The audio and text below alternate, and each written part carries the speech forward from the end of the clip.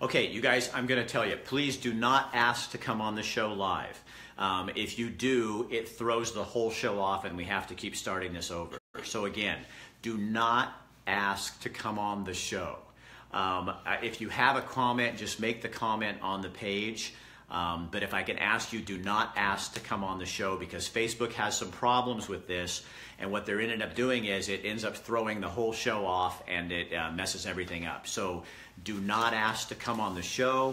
Instead, if you would just make a comment on the show, that would be great. But again, don't ask. So we're talking about traumatic brain injuries, and our guests are Rick Pape from Redmond. He's a regular viewer. He saw this. He said, Rick, I want to talk about this. I really, really want to talk about this. And Jerry Cohen is a former attorney in Cresswell who also experienced this. And so, again, I'm going to remind you guys, please do not ask to come on to talk, because it'll mess everything up on the show. I don't know why, but Facebook has this little flaw in it, and I've contacted them, but they're so receptive. and we don't know what's causing it. We've tried to figure it out, but if you ask to come on, it'll just throw everything off and we have to start all over again. So I would appreciate it if you did not do that. Anyway, so Rick, tell people your story, kind of what happened. Oh, I was washing the windows on the back deck, and apparently was severely dehydrated, didn't know it, and I passed out going down the stairs, fell, hit my head on the ground, and cracked up my skull, and had bleeding on the brain. Basically, woke up in a pool of blood, basically.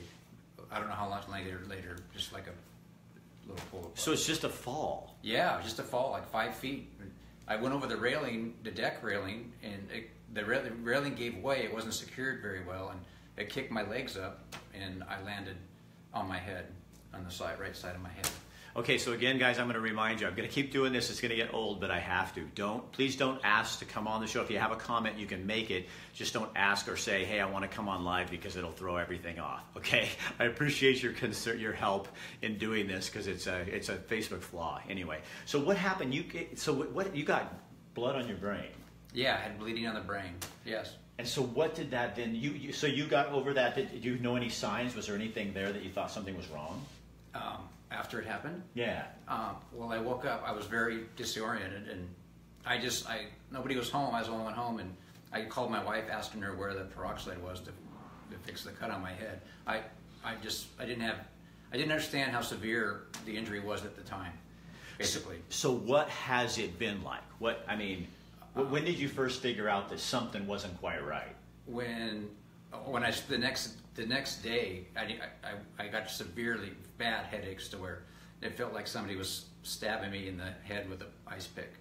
I mean, just bad headaches, and that's when the first day I refused to go to the hospital my wife just absolutely said, I'm not going, and then the next day pain got so bad from the blood, until the blood reabsorbed 2 weeks later.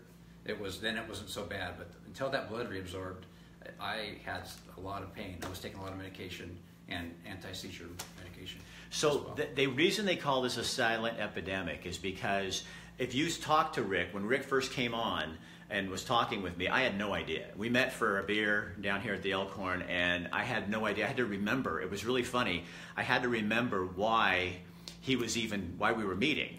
I felt like I had a traumatic brain injury, because I kept thinking, I know this guy told me that something was going on, but I can't remember what it is. Quick reminder, you guys, make your comments just writing in there. Keep doing that, but don't ask to come live, or it messes up the whole broadcast. Okay, I'm sorry to keep saying that, but I just want to make sure this thing gets through and we get this information out here. So how does it impact you today? The things I'm dealing with today is memory loss. Short-term memory loss is very bad, and that's a daily struggle. And I'm doing things to try to correct that, puzzles, anything I can do to create new pathways in my brain to work. My wife's helping me with that. She's been great. And the big thing is I'm very upset. I injured the part of the brain that controls body temperature, so I overheat real easy and I get cool. Like I was at the game Saturday, and I was dressed warm, but I got cold and started getting bad headaches and had to leave at halftime to the Duck game, which I never would do that prior. So, and then I can't work when it's hot out. I have to, and so yeah, it's really affected that. For me, work-wise, the heat and the cold now. And the neurologist said that's part of the injury from where I hit my head. Does that ever get better? Well, it's been 6 months, and that has not gotten better yet. So I don't know. Okay, guys, so we're talking about traumatic brain injuries. And these two folks both here, Jerry Cohn, attorney, a former attorney from Cresswell, Rick Pape, who works over in, does a lot of work here, but actually lives over in Redmond, Oregon. And again, a real quick reminder, please don't ask to come on the show. You'll mess up the show, so just don't ask. If you just make your comments like this, how long ago was his injury? I missed that part. 6 months ago? 6 months, yesterday. Okay. Now, Jerry was an attorney in Cresswell, and what happened to you? You got in a car accident. I did. I was a passenger in a vehicle that left the road at over 100 and rolled and ended up upside down in a ditch. Oh, man. So, Jerry and I met the other day, and we were talking, and you said something, I love this, because I thought it was so fascinating, is what someone with a traumatic brain injury, what happens is you can no longer take the highway.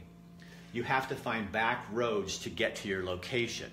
So if you guys can understand that analogy, it's like the highway doesn't work anymore. I-5 doesn't get you there. Like everybody else is on I-5, and you have to go 99E or 99W or 87 or some other way to get there. Right. So how did you actually lost your practice or had to give it up because yes. you were not functioning? Right. My accident was 16 years ago, and I continued with the practice. You know, the common wisdom at that point was, a year to 18 months and you'll be just fine. But about not quite a year after the accident, when some of the symptoms did not resolve, my neurologist sent me out for neuropsychological testing. And as a result of that, it showed some cognitive deficits, which made it irresponsible of me to continue practicing. So that's got to be hard. It was, yes. Because both of you are no longer really the person that you were prior to your brain injury. That is true. Personality, I think I pretty much am. But there's things in life that are different now. Yeah. Yes. Why is it important? Again, you guys were talking about traumatic brain injury, and again, you're going to think I'm having issues thinking or something. But please don't ask to come on the show because it messes everything up. There's a problem with Facebook, so just keep watching or make a comment. And that's great. Jerry, you've had to kind of retrain yourself on how to live your life. In many ways, yes. It was like a death. You know, who I was didn't exist anymore and would never be again. And I had the benefit of some grief counseling, partially funded by vocational rehabilitation services. And through that process, I learned to identify a different part of myself that I had lost touch with or never got in touch with, and to kind of appreciate who I was becoming. But I did have to go through all the stages of grief as if I had done, the death of a person. No one ever is. Yeah, so that's got to be hard because you aren't the person, you loved practicing law. I did. And you don't get to do that anymore. I don't, but after a number of years, I get to be a legal assistant. So you go back. So I'm back in a law office, but I remain an inactive attorney, but am not licensed to practice law, so I do that. So Rick, why is it so important that you call me and say, Rick, I want to sponsor a show on traumatic brain injury? I just want to help people get the word out. I was looking for support groups to connect with people that have had this injury, and just that I could kind of relate to what I'm going through. And I went to a meeting that was supposed to be in Redmond, and nobody showed up. And I was watching your show, and it just got me to thinking, this is a perfect forum to share this, and if we can help some people, great.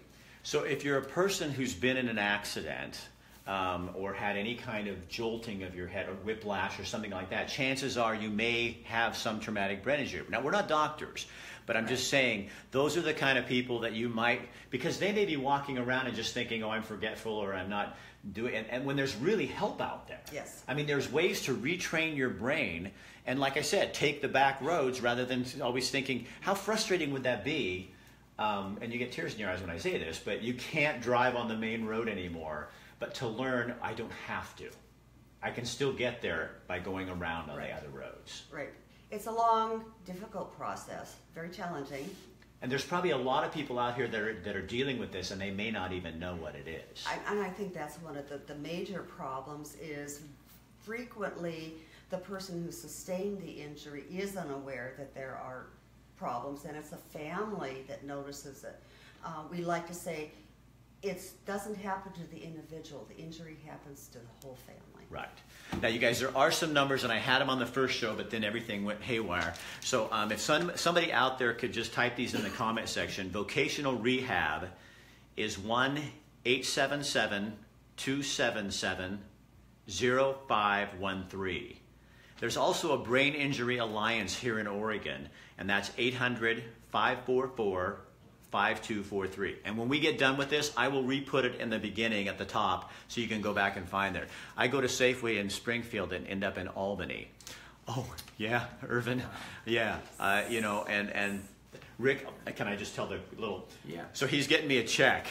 And he was going to bring the check up with, oh, wait, I forgot, and I have to go back. So those could be things that you think are real innocent, but it really is caused by, that didn't used to be how you worked. No, it's not.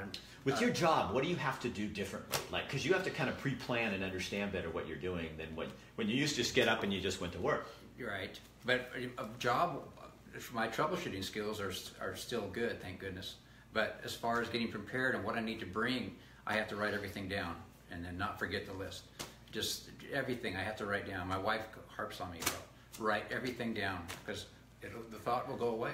Give me a second number again, please. Okay, so Tracy, she's my secretary. The Brain Injury Alliance of Oregon, and it's 800-544-5243.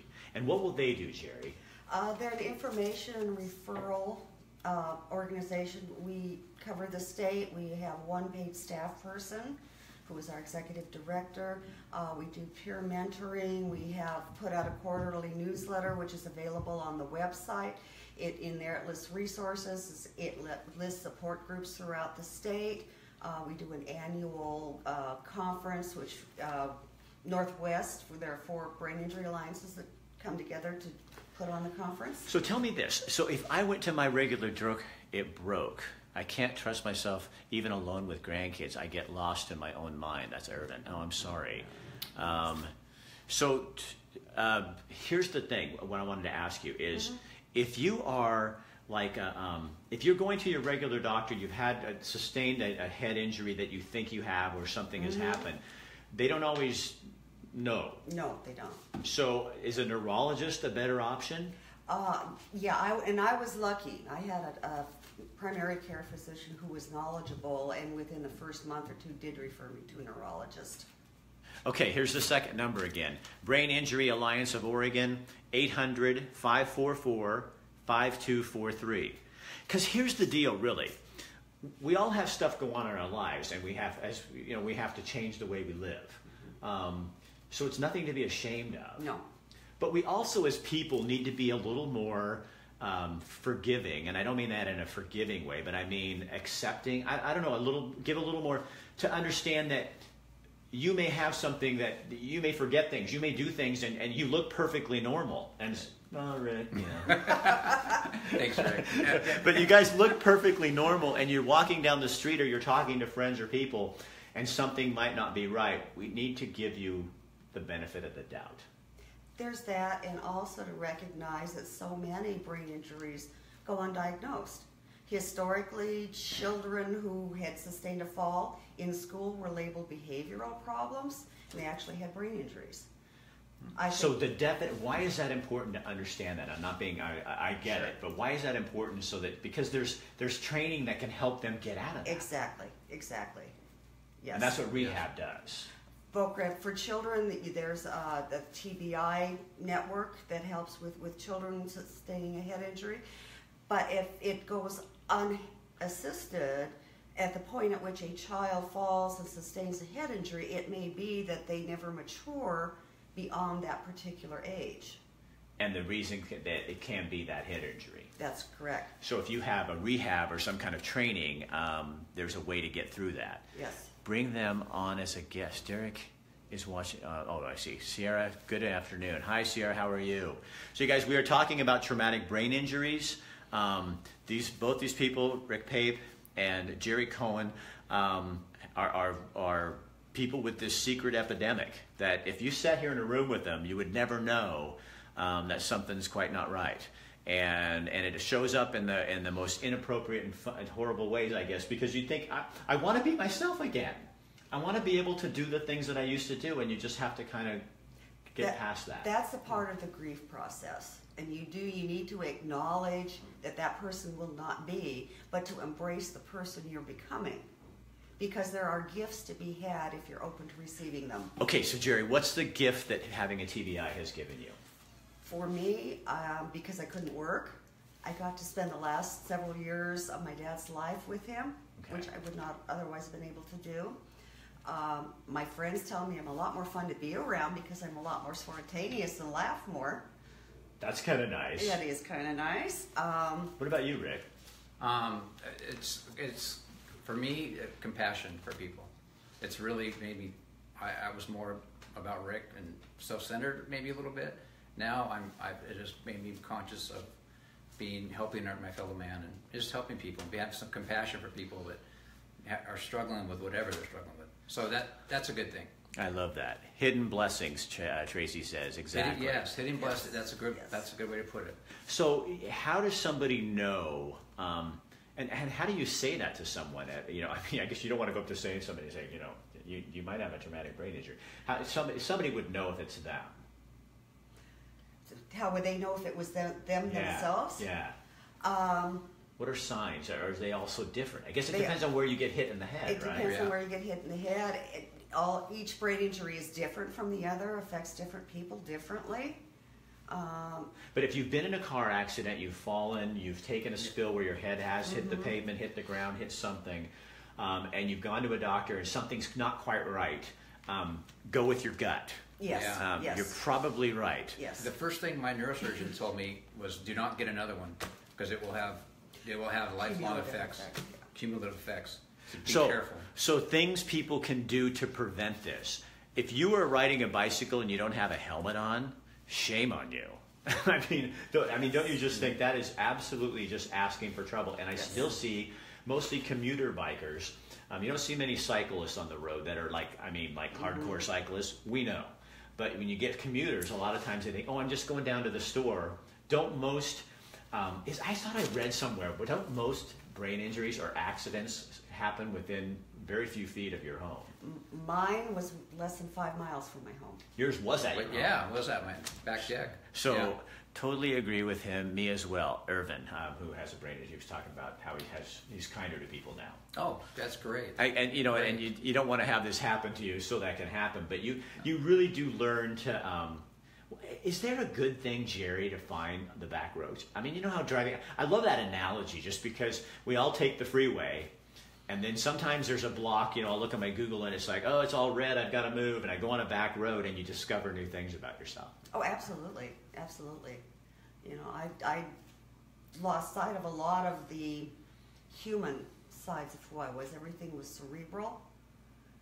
And then when I couldn't do those things anymore, or was prevented from, doing the things that I identified myself with being, I had to get in touch with another side of myself. So I wonder do you watch the video I sent you, my friend's mom, Molly Fink? Sierra, send that to me and I will look at that. I don't think that I did, but we'll get to that. Do you kind of wonder that if your brain is injured, and this is kind of going out on a deep, I'm like that. I like to think of things deeply, but maybe it gives your heart a chance to overtake your brain.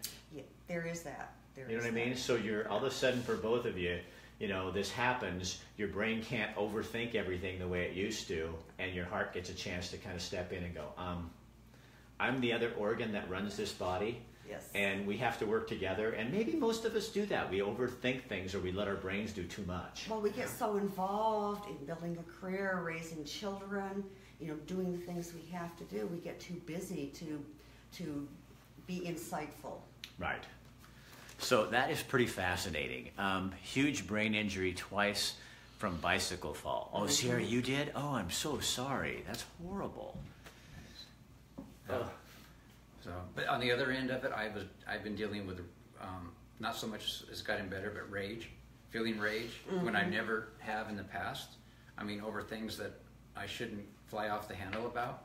So I've had to deal with that as well. So that's the other side of it too. So, and I know there's people out there that are dealing with that as well. Right. The rage Emotional part of it. volatility. So so that's part of that whole part where you become somebody different. And I mean, that's got to be the hard part, because there's got to be a little side of you that thinks, yes, I've become this other person, and I'm better, I think, for it. And it's life. It's what it is.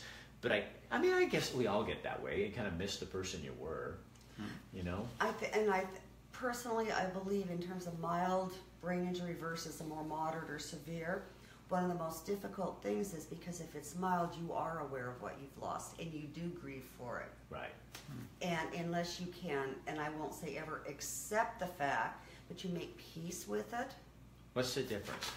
I just want you to say it. I love that, but I want you to say it.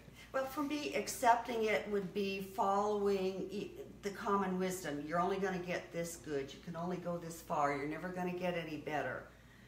Making peace with it is acknowledging that person isn't there, but there are pieces. The innate person you were, the human side, is still there. That doesn't change. So do you have to try hidden blessings, positive things that come from terrible situations? Do you have to work so damn hard? It is very hard. I bet. I mean, just from talking, because I've met with both these guys prior to doing this, and my heart goes out to you, because life is hard enough. And then, and the rest of you, Sierra, and some of you folks out there too. But then to have this traumatic brain injury and have to kind of reevaluate who you are and what you are. But the blessing in that is you get the chance to do that. You get to kind of determine who you want to be and take the steps necessary to get there. Okay, can I ask you like a super hard question, because this is kind of what I do? Uh-oh. I love to ask people hard questions. It's just my thing. But I think it's good for people to think about it.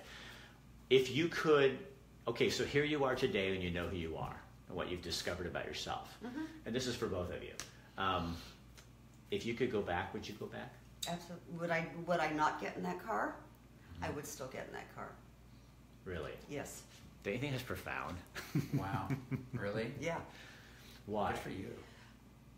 What? Just the time spent with my father, the compassion, the empathy for people who were perhaps less mentally gifted than I was, the kind of patience, getting out of that car and waking up from something that I probably should not have survived and feeling euphoric. I survived something. Okay, so here's the spirituality. There's something left to do with my life. I just need to figure out what it is. So what is it? It's making the road easier for people who have sustained head injuries. So oh my gosh, think about this, Jerry. So you survived so that you can show us the back roads. Yeah, maybe. You should write a book. Wouldn't that be great? Yeah. The Back Road Traveler with Jerry Cohen. I saw the pictures of the car. You're very lucky. You showed me. So would you? Would I? No, I would go back and drink more water. I was. So you still feel like this is an accident you could have prevented? Yes, I was totally dehydrated. I drink a lot of coffee in the morning and a lot of beer in the afternoon and no water, and I think it caught up with me. I really do. But I don't know for sure, but I really think I was very dehydrated. But you like who you are. Yes. Are you better? Do you think you're better than you were before? I think I'm better. I'm better at my job, if you can believe that. As long as I remember to take everything focused on, Because you have to be. Your brain kind of maybe there's something in our brain that because we don't have all the distractions, you are so. You know how people on different, like on the spectrum, the autism spectrum, there's such a focus like that maybe that's a positive where you really do that better because you're better at your job. Yeah, I feel I am. Yes. And you're nicer. I'm right. Does your wife like you better? I think she does now. I do. I had some issues. I haven't drank in over a month. I was, when I would drink too much beer, and the rage thing was, I put her through a lot. And So you're learning. yes, I've learned a lot by myself. And I think I like him better now than I would before. You I really would? like this Yes. Rick guy, you know? There's something about Rick. So My we're all wife for it. does, I'll tell you that. Well, I'm sure. But see, don't you think that's part of the process as we look at this and go, we so don't want to change, and yet when we're forced, you guys were forced to change, really. Yes. But you weren't forced to do it gracefully. No. You have the choice of doing this gracefully, and you both have been maybe not always going along with it, but Or it's you not always graceful. Yeah. yeah, you're a little tripping up here a little bit, but you still kind of go through there. So I love this topic because I think there's so much more than than traumatic brain injury. Yes. It's all of us. I mean, the good Lord trying to knock some sense into me. right. You know, that's a good look But at. don't you think we all get that opportunity? It's just do we really go with it? Or do Yeah. we even recognize it? Right. Or know that it's there? And that's what we're doing here today, because there's some of you who might know somebody or yourself who's been in an accident or banged their head or something, and then something just doesn't feel right all the time, and you're just living with it. Well, you don't have to. Well, you still have to live with it, but there's help out there. And those are the numbers we put up earlier in the contact information from the Brain Injury Alliance of Oregon as a local, and then there's local chapter here. And then also there's rehab, vocational rehab, to help get you so you can learn some skills to get you back into the workforce the way you were before. Very true. That's great. Oh my Yep. gosh. You guys, now was that easy? Are we done? That wasn't scary. That She's was like, awesome. Jerry's like, are we done? Oh, good. Kind of like when someone loses one sense, you lose your sight, then the other senses sharpen up. That's true. Yeah. It is true.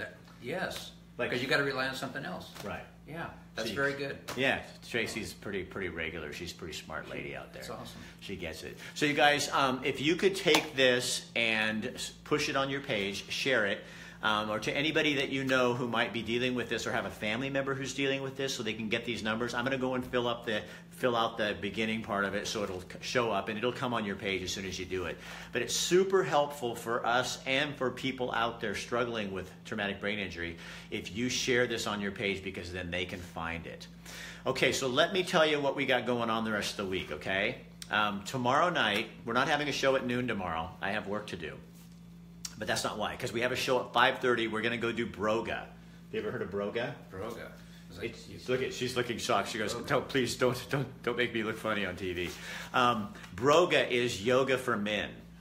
Oh, So nice. it's kind of not the frilly stuff. So it's more for guys that like dude yoga, but girls can go too. Women can go as well. But we're getting a group, and Ron Sturry from Kiefer Mazda is sponsoring the show, and he's going to be a crack up because he's going to go do Broga.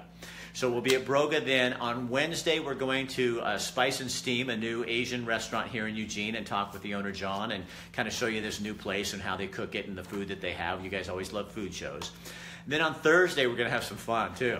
We're going to go to Springfield High School, has a huge pep rally. And this isn't rah, rah, rah. I mean, this is like the whole school, the whole town comes out. They have this huge party, and everybody gets together. So Katie Hallert from Equinox Real Estate is going to come with us, and we're going to go party at 5:30 at night. So we got 2 noon shows this week. This is one of them. And 2 5:30 in the evening shows this week. So you'll have to be sure and tune in.